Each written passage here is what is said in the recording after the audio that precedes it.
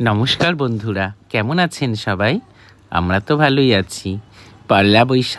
পয়লা বৈশাখের দিন সকালবেলায় আমাদের বাড়িতে যে পুজো হয়েছিল সেই পুজোরই কিছু মুহূর্ত আপনাদের সকলের সঙ্গে শেয়ার করছি। আমরা দুজনে বসেছি পূজার অঞ্জলি দিতে। তাই ব্রাহ্মণ মশাই আমাদের সবার প্রথমে হাতে জল দিয়েছিল আচমন করার জন্য।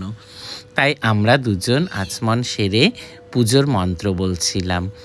এরপরে আমরা পুষ্পাঞ্জলির জন্য প্রস্তুত হই। ব্রাহ্মণ মশাই আমাদেরকে পুষ্পাঞ্জলির জন্য প্রস্তুত করছিল।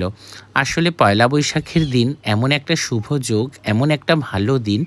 এই দিনটায় সকালবেলায় যদি পুজো না হয় তাহলে মনটা খুব খারাপ করে। আর এই পুজো আমাদের বাড়িতে বছরের পর বছর হয়ে আসছে, সেই বাবার ব্যবসার আমল থেকে। তাই আমিও এই পুজোটা কন্টিনিউ করে আসি। এই পুজোটা আমাদের বাড়িতে কিন্তু সেভাবে কোনোদিনও বন্ধ হয়নি। প্রায় প্রত্যেক বছরই পয়লা বৈশাখের দিন আমাদের বাড়িতে এই পুজো হয়ে থাকে। আর আমরা সকালবেলায় উঠে ঘর দুয়ার পরিষ্কার করে ঠাকুরের পূজার আয়োজন করে ফেলি। আর পূজার আয়োজন করার পরে পুষ্পাঞ্জলি দিয়ে ঠাকুরের পায়ে অর্ঘ্য দিয়ে কিন্তু আমরা দিনটা শুরু করি।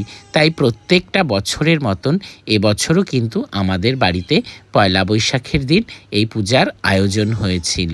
আর এখন তো মা সেভাবে পারে না, মা অনেকটাই অসুস্থ। তাই আমরা দুজনই কিন্তু এই পুজোটাকে কন্টিনিউ করি।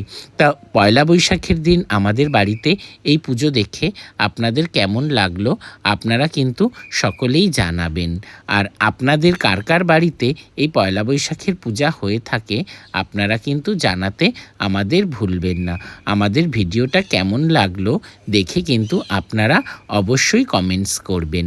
আমাদের পুষ্পাঞ্জলি দেওয়া এখন সম্পন্ন হলো। পুষ্পাঞ্জলিও হয়ে গেল, আমাদের পুজোও সম্পন্ন হয়ে গেল। আর এদিকে রাই কিন্তু শুয়েছিল আমাদের পাশের ঘরের আরেকটা খাটে। সেখানে এসে আমরা রাইমাকে কিন্তু একটু মজা দিচ্ছিলাম, হাসি দেওয়ানোর চেষ্টা করছিলাম।